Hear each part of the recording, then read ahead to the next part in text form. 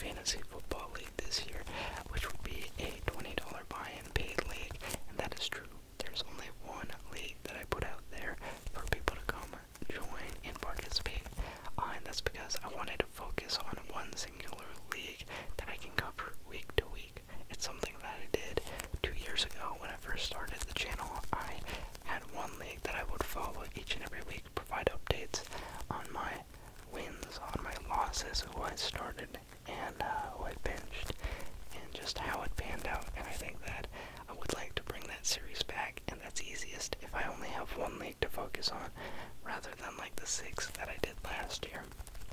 So for all intents and purposes, that paid league is going to be the one that we see throughout the season. You'll see the evolution from week 1 all the way until, hopefully, the fantasy finals. But we'll see. As for the other 2 leagues that I'm a part of, one of them is a league with friends. It was kind of a late-minute addition in which one of my friends from the stand-up comedy club hit me up and said, like, hey, you guys want to do a $15 buy-in league? And I was like, yeah, why not? It's been a minute since I've actually played fantasy with people that I know in person. Maybe gain some clout or embarrass myself, we'll see. But we've got that draft, and then the last one is actually a rerun of a league last year. There was one league in particular, extremely fun league from last year. It was a 12-person PPR on Sleeper, and it was ultra competitive, and I decided that that league I was going to renew just because everyone in it had so much fun. The vibes were great, and it was just, people stayed on their tippy toes trying to keep up with that league. It was just magnificent, so I wanted to bring it back for year 2. So, the first draft that we're going to go over is going to be the first draft that I completed, and this was the draft for my Santa Barbara League. I guess you could call it. The league goes by the name Santa Barbara Squadron, and this is a 10-person PPR league. One of the quirks about this league, which I didn't actually realize until mid-draft, is that it's a 3 wide receiver league. So you only have 1 flex, but you have 3 starting wide receivers, and I think I noticed that around round 6. So, funny little quirk. But in this draft, I was picking from the 7 slot. Now I will say the 7 was kind of nice. None of my mocks did I get the 7, and so it was a breath of fresh air. And in this draft, in the first round, I went with wide receiver of the Dallas Cowboys, CeeDee Lamb. Next up, in round 2, I went with running back of the Miami Dolphins, Devon Achane. In round 3, I went with wide receiver of the Atlanta Falcons, Drake London. Drake London in round 3 was, in my opinion, a steal. I will say the one benefit of drafting with people that you know in person is, you know, that, like, I feel like most people that are entering a fantasy draft with complete randoms know how to play fantasy. Like, maybe they don't keep up with everything, but they know how to play, and they maybe done a mock draft or 2. The people that you know in real life, they have varying levels of fantasy football knowledge. So this one person in the league, she has really good ball knowledge for last season, and so she was making picks, and I just felt bad because she's taking like Christian Watson in round 5, Zamir White in round 7, all that kind of good stuff. And I was watching, and I texted the commissioner like, hey, who is this, by the way? Do I know this person in real life? And I do know them. I've met them a couple times. And yeah, you can clearly tell that they watch football, because, you know, a casual's not going to know who Zamir White is. But Zamir White was the RB1 last year. And this year, they have Genty. And so I think they're just not up to date. So yeah, I do get away with some highway robbery in this draft, I will say. Heading out into round 4, we've got Jaden Daniels,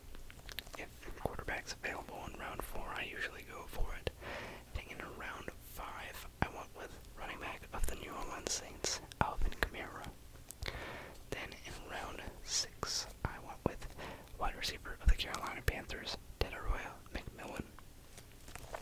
Heading into round 7, I went with the Kansas City Chiefs tight end Travis Kelce.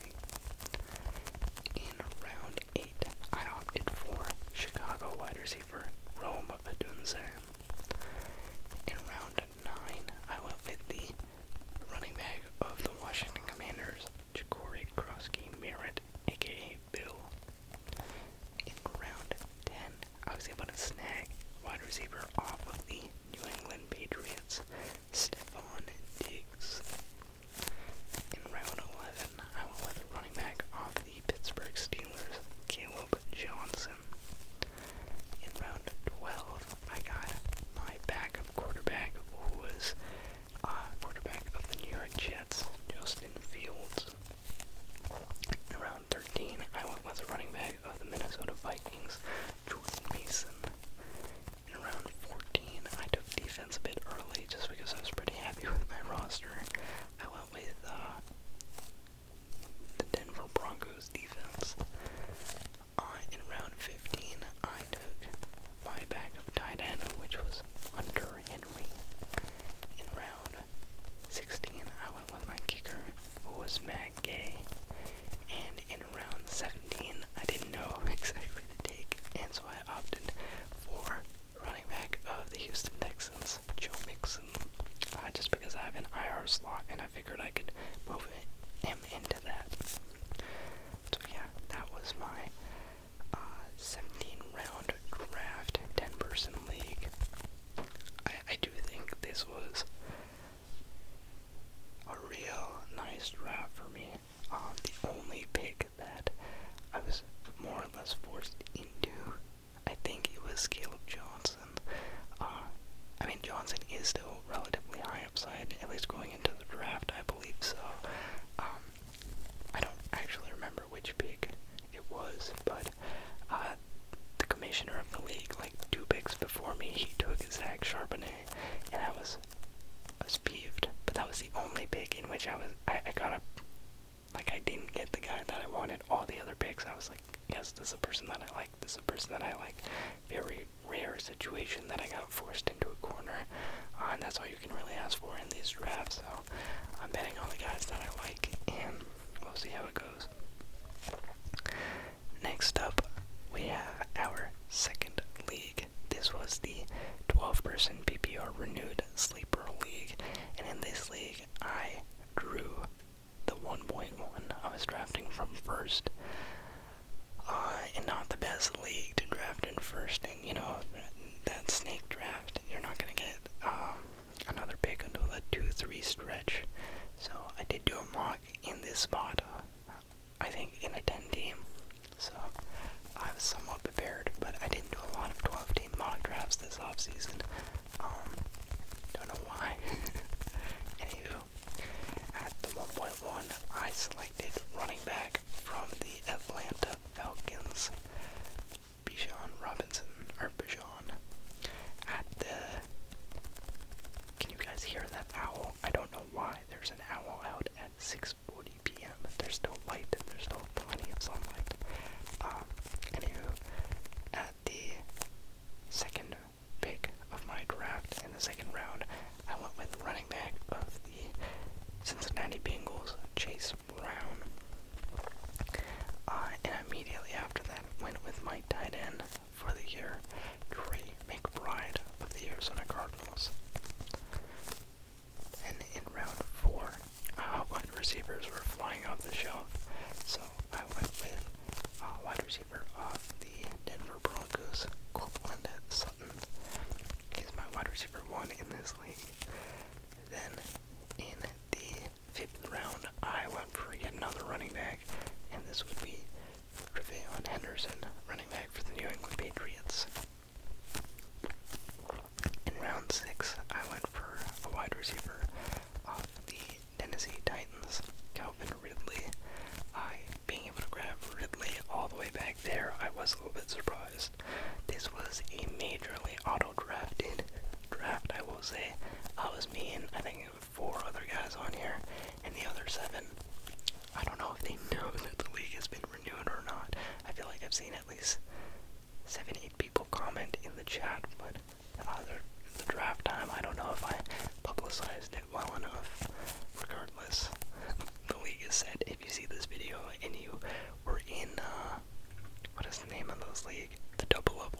last year, then you're playing fantasy again. Anywho, after that, in round 7, I double dipped. I went with another wide receiver, Roma Dunze. As you can tell, I'm pretty high on him as I took him in both leagues.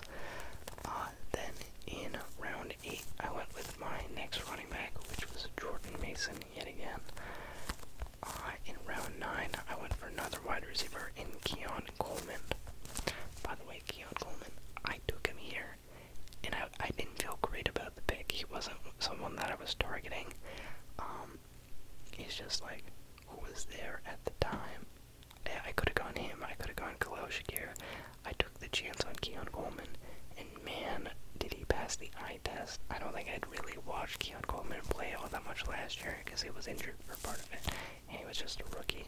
But when I was watching him play on Sunday, I was like, this guy can ball. Like, his game is very fluid, and he's majorly athletic.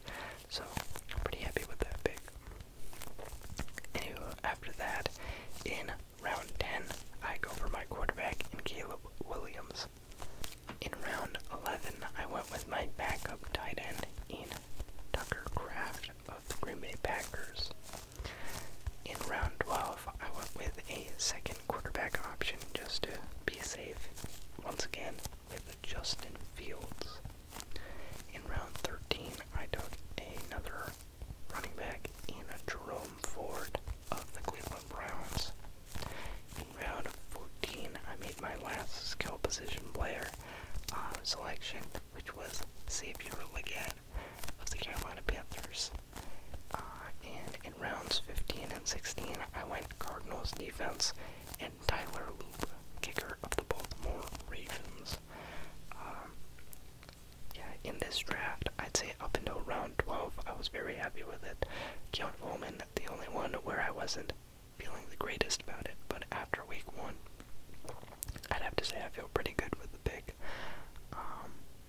Jerome Ford, it was more so I took him because the Browns still had not signed Quinshon Judkins, and I figured that he'd be the lead back. We'll see. Now that Judkins has been signed, it's only a matter of time before he enters. And then Legette, I did not know who to go with this pick. The options weren't as great.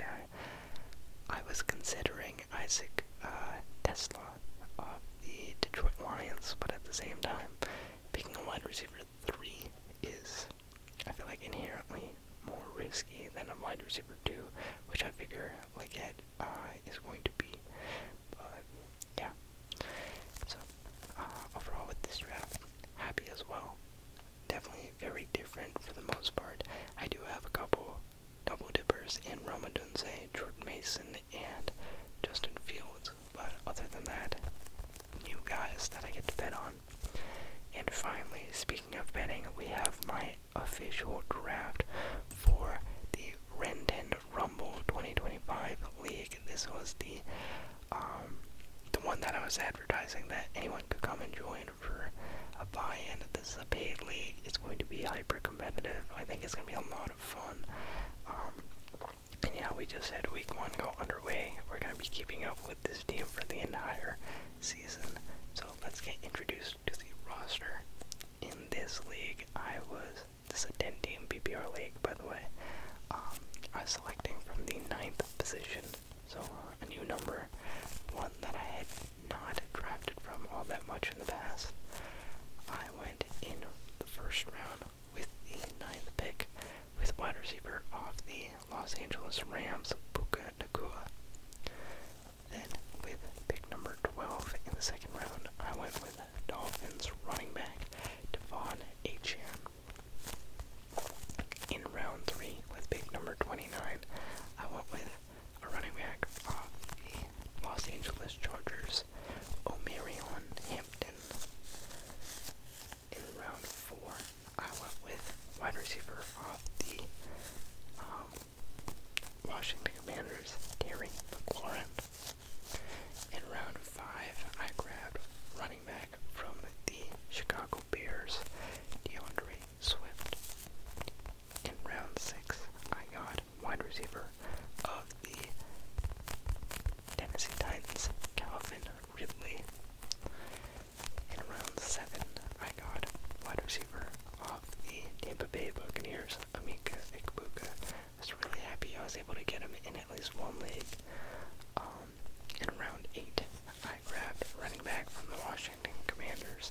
Ja'Cory Merritt. And I went with another commander in round 9 as well, taking wide receiver Deebo Samuel. In round 10, I was kind of forced into a corner, didn't know what to do, didn't want to extremely reach on some guys, which I guess I could have done, but decided against it. I went with quarterback Bo Nix. I did have Bo Nix on my draft board. I had kind of fallen below where I felt like his ADP should be, so I went ahead and grabbed him. But I did feel bad about it internally, because when I was picking between Calvin Ridley in the 5th round, or in the 6th round, Cortland Sutton was also still on the board, and I thought, like, I could grab Sutton, I could grab Ridley. I think Ridley has slightly higher upside, but Cortland Sutton is a viable stack candidate. What are the chances I go with Bo Nix? And I ruled it out. I thought, I'm not going to end up with Bo Nix. And then I ended up with Bo Nix. So, you snooze, you lose. It is what it is. So I grabbed Bo Nix, and in the very next round, I thought, let's get my second quarterback option in Drake May, because I don't have him in any other leagues.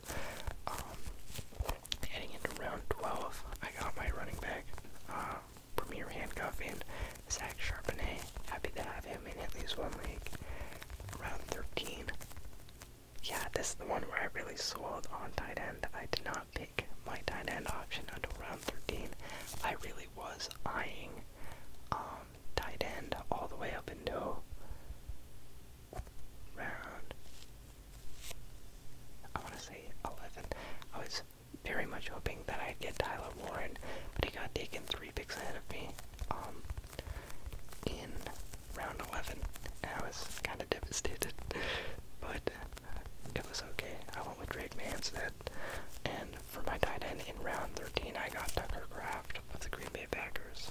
In round 14, I went with wide receiver of the Houston Texans, Jaden Higgins.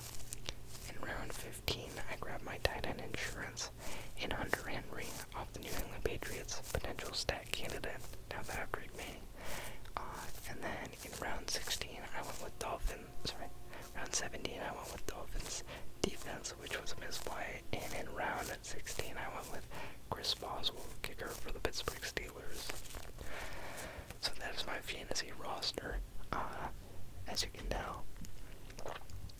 Some good players, some bad players from the week 1 results, which we're gonna jump right into right now.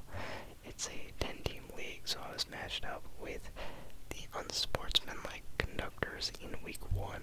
I think I was projected to lose this game by, doesn't show, no it does show, I was projected 129.8 points, while my opponent was projected 139.7, so right off the bat I was already projected to lose by nearly 10, and the outcome, not too far off that pretty good prediction. I lost by 8 points. This was actually the closest game in the entire league, the smallest margin of loss by anyone, so even though I do lose, I'm okay with it. I think that I have learned, I know, I will grow from this. I do think that in this draft, I'm leaning very heavily on rookies that haven't necessarily earned their spot yet, and so as time goes on, hopefully their roles increase. So in this first matchup against the unsportsmanlike conductors, I started Drake May at quarterback, then had my running backs as Devon Achane and Amarian Hampton. For wide receivers, I went with Puka Nacua and Terry McLaurin. Tight end, I started Tucker Kraft. In my flex spots, I had Calvin Ridley and Emeka Egbuka. And for my defense and kicker, I had Dolphins and Chris Boswell. On my bench, DeAndre Swift, Ja'Cory Merritt, Deebo Samuel, Bo Nix, Zach Charbonnet, Jaden Higgins, and Hunter Henry. So I scored on my 129.8 point projection, 120.38. Some people didn't do too bad. Drake May, 2.5 points off his projection. Devon Achane, 1 point off his projection. I'm not mad at that. Hampton, though, not super close. He was projected 14.7, only scored 8.1. Puka Ibuka delivered. He scored 23.1 on a 16.8 projection. The only one to overperform thus far. Then Terry McLaurin, big letdown in week 1. He only finished with 4.7 points, while being projected 13.8. Tucker Kraft nailed his role. No one on that Packers offense really had an exceptional day unless they got a touchdown, in which Tucker Kraft did. So he had 9.9 on his 9.4 projection. Calvin Ridley struggled with some drops. Could have had a better day. Finished with 6.7 on an 11.4 projection. And Emeka Egbuka not only delivered, but he really transcended his projection. Instead of 13.5, he scored 23.6. He was really the only one keeping me in it outside of Buka. And yeah, shot myself in the foot getting the Dolphins defense against the Colts. The Colts, the greatest team in football. Dolphins defense was projected 6.6. Actually scored -3. So if I had gotten a defense that actually scored 6 points, I would have won. And, that's the week 1 unpredictability for you. And Chris Boswell did a bang-up job for me. 8-point projection, actually scored 15. Now on my bench, I had DeAndre Swift underperforming. Ja'Cory Groskey-Merritt at 14 on a 9-point projection. Debo popped off with 22.6 on 11.9 projection. Bo Nix had a blunder of a day. Zach Charbonnet had a solid day. Hunter Henry as well. Jaden Akins, not as much.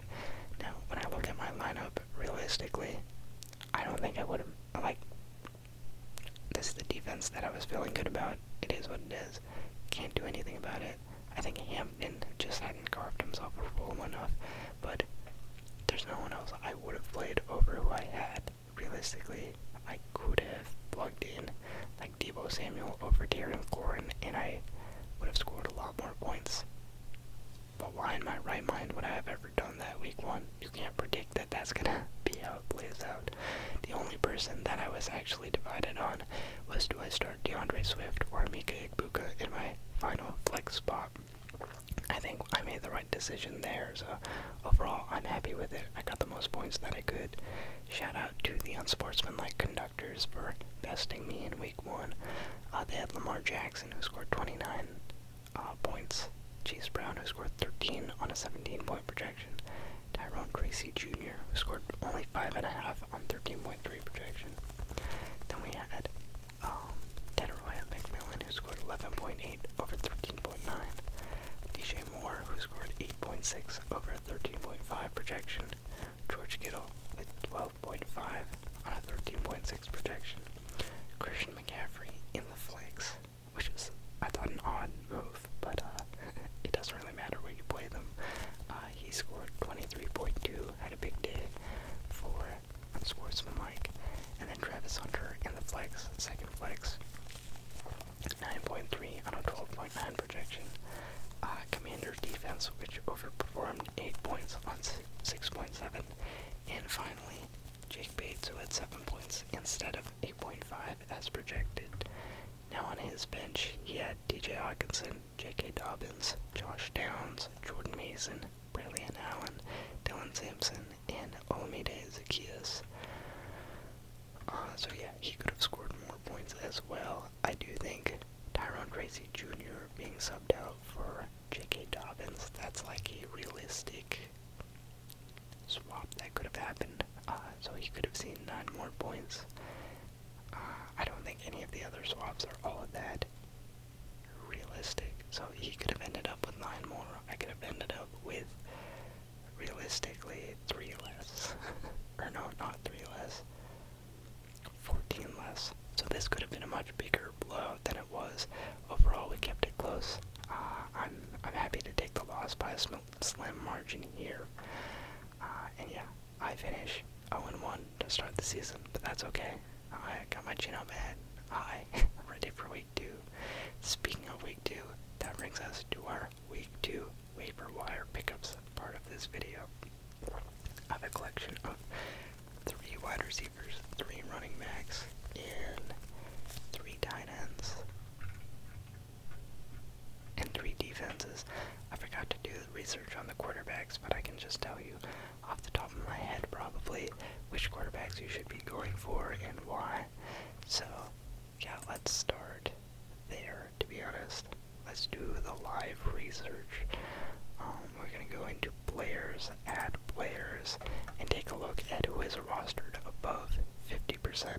leagues, that disqualifies you from this consideration. If you're rostered in over 50% of, in this case, ESPN leagues, but generally in over 50% of leagues at large in fantasy, then you're not a good waiver wire pickup because most people already have you. So we're going to take a look at quarterbacks, all quarterbacks, and let's filter by roster percentage.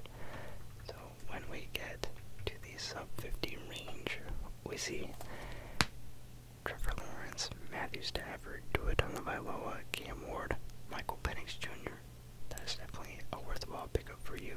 Michael Penix Jr. not being a athletic quarterback really in college. He wasn't one to rush for that many touchdowns, but he did try for 2 rushing touchdowns this past Sunday. So he's showing his dynamic ability to take the ball in at the goal line, and as a passer, he's looked great in the 4 starts that we've seen from him. So good as a sneaky ad, especially if you have a guy like Drake London or Bijan Robinson, as they're gonna maybe allow you to get a stack, double up on those touchdowns. Let's see, after that we've got some other guys, Geno Smith and Aaron Rodgers. I think both of these guys had great days, but I don't love their fantasy upside just because rushing is a big thing, especially as a waiver wire addition. Daniel Jones, however, definitely worth consideration. He put the league on notice with his fantastic performance. I think he finished as the quarterback 2 in fantasy this week, out of nowhere, and so you can't ignore that. And finally, who else do we have?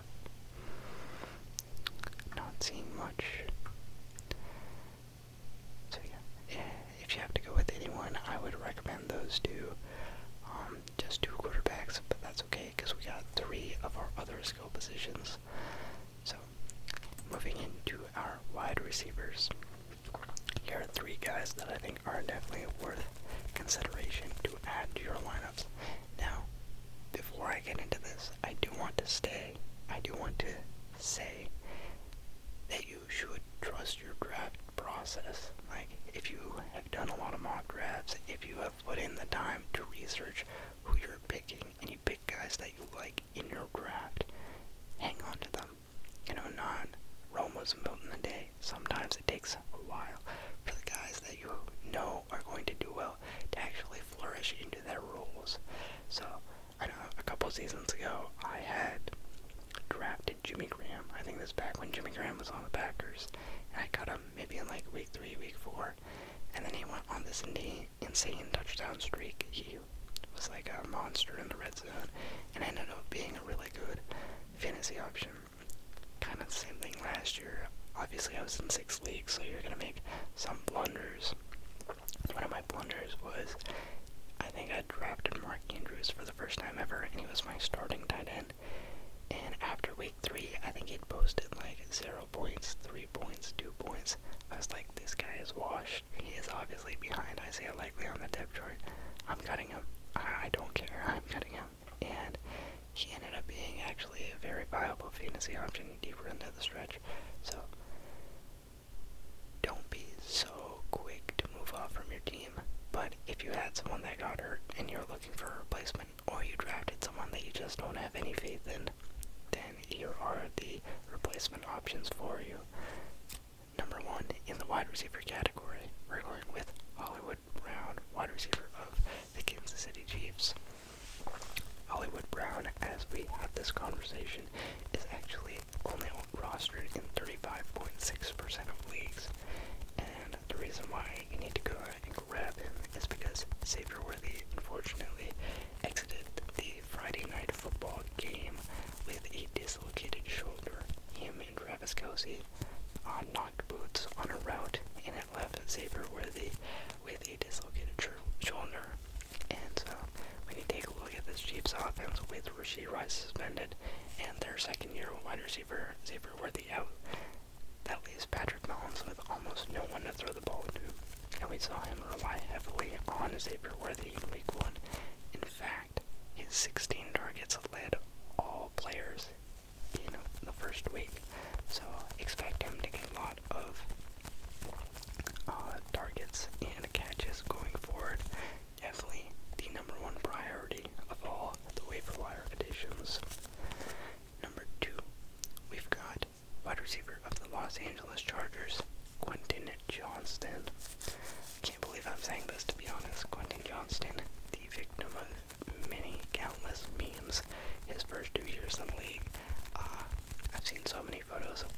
Johnston with his hands replaced with butter. It's actually sad, but he broke out. We don't know if he broke out. He had a great game, one of his best games, if not his best game to date, on Friday, in which he was able to haul in 2 touchdown passes. Right now, what we've seen from the Chargers is very limited sample size, but they look a lot more run-heavy than we have seen last year.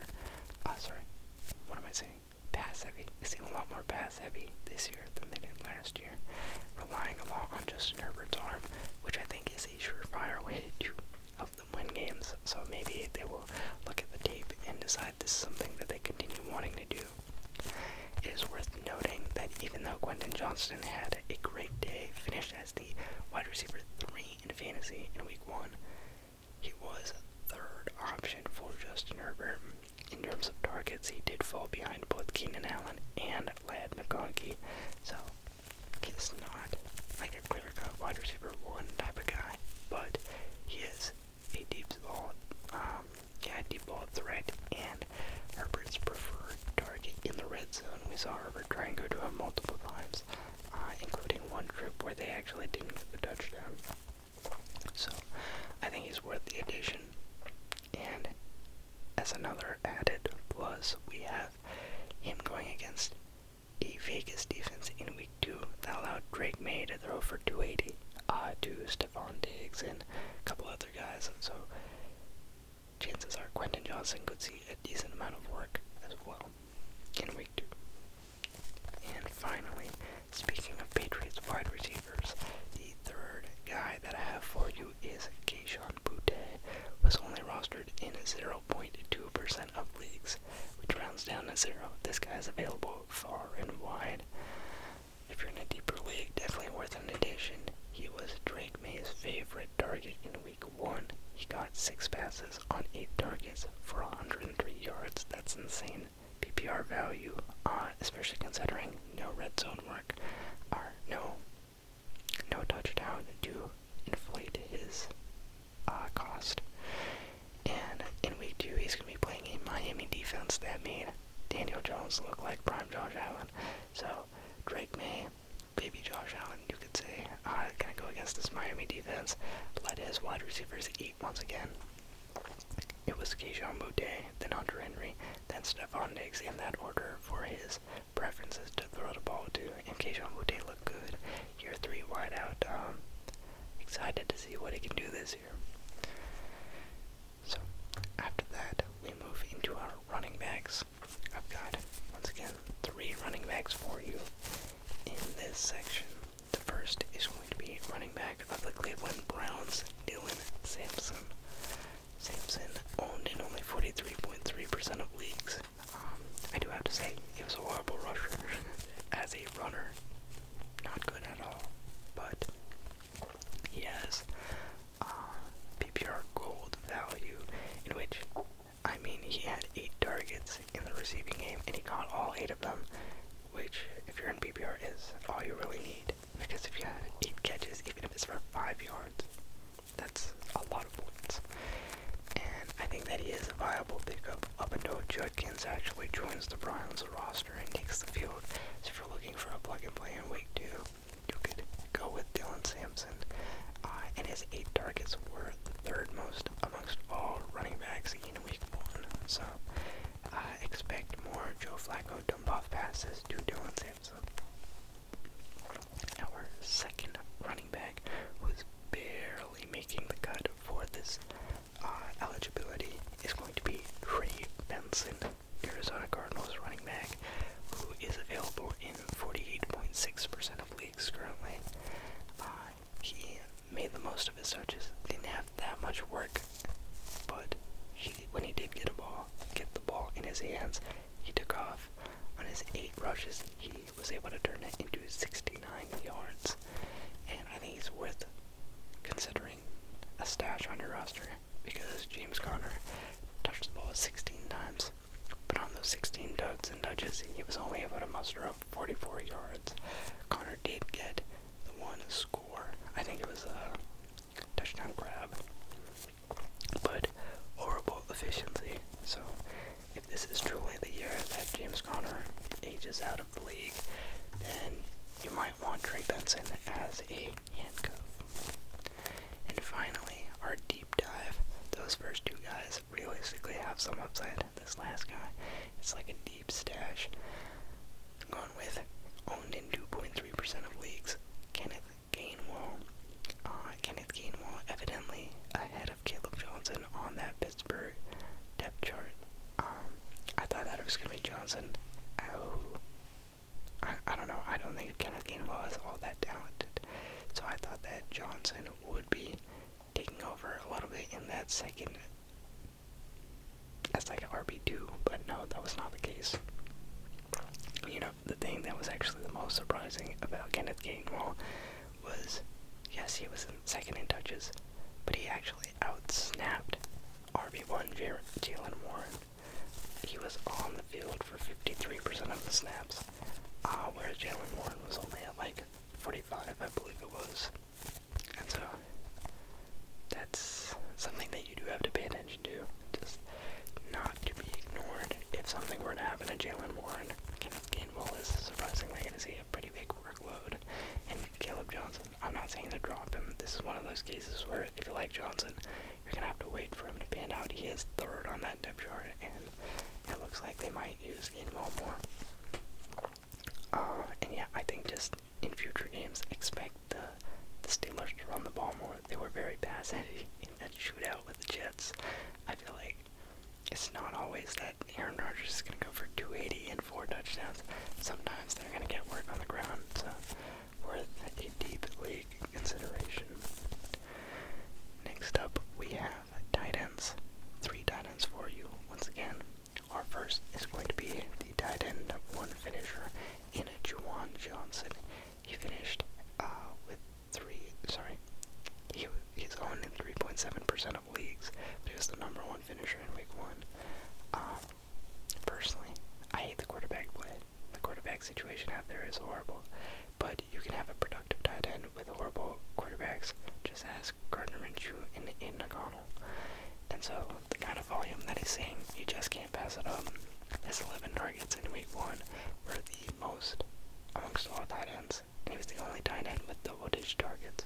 So, as much as I don't really think Juwan Johnson is like a long-term home run pick, for the time being, we do have to pay attention to him. Another thing to note, Spencer Rattler threw the ball 46 times against the Cardinals, which is not sustainable. But at the same time, I do think the Saints will be playing from behind a lot this year. So even if they clean out the game script a little bit, I think we'll still see him throw like mid-30s, maybe even high 30s, just for how far behind they'll be playing from in most games.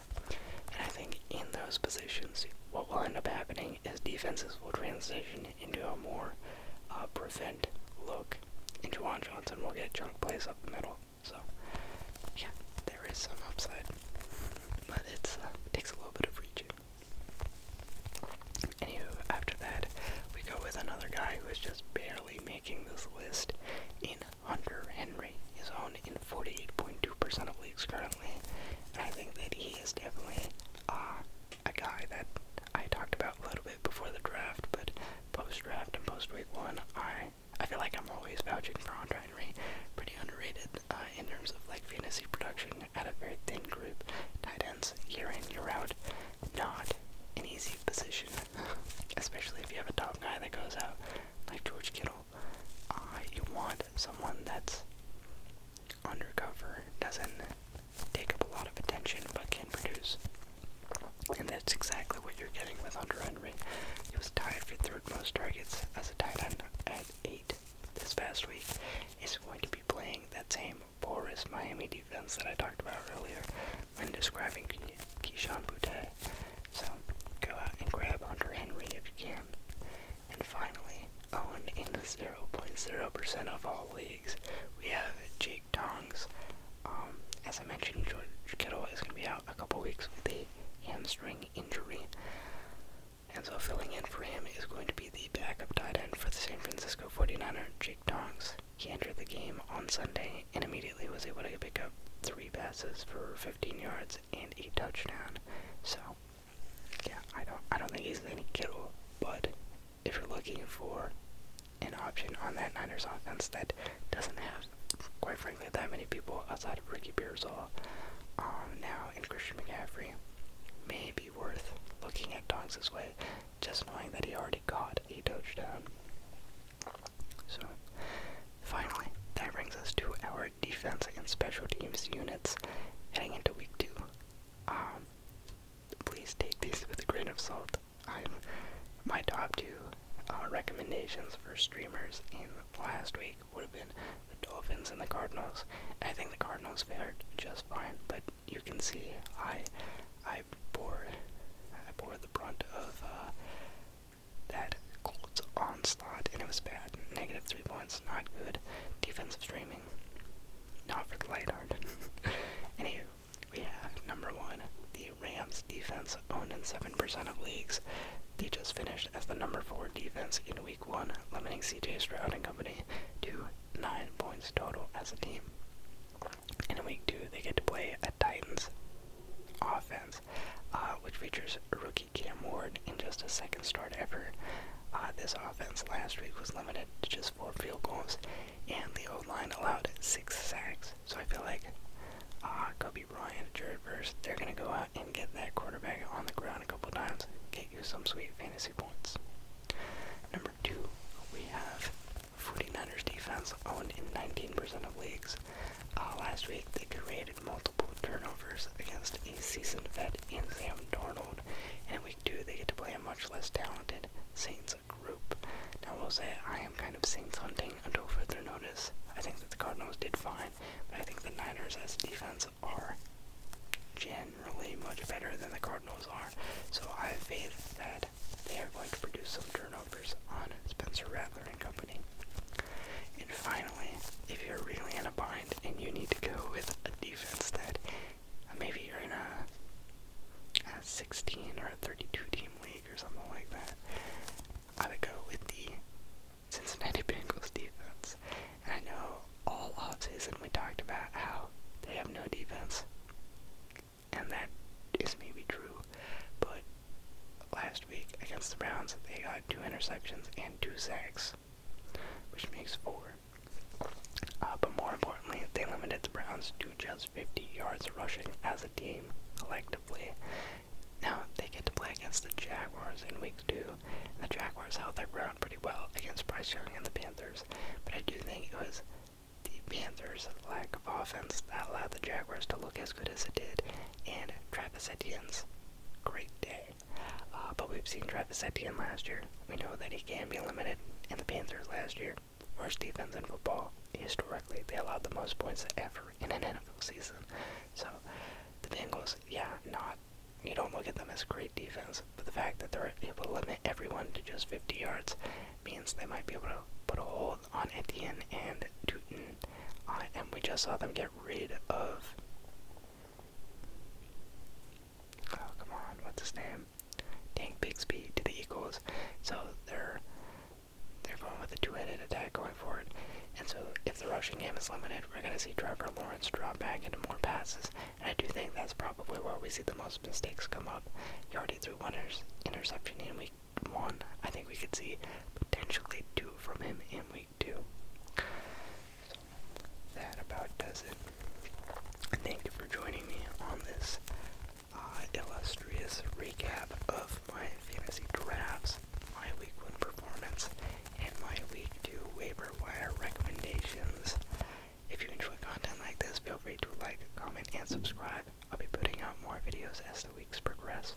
My next video will be coming out on Thursday, I think during the game, maybe slightly after the game, and it will be my week 2 predictions, where I pick who is winning and losing every matchup in week 2, along with my thoughts and justifications. So yeah, that one should be a fun one. I'll learn from my week 1 mistakes. Yeah, as always, thank you for watching, and I will see you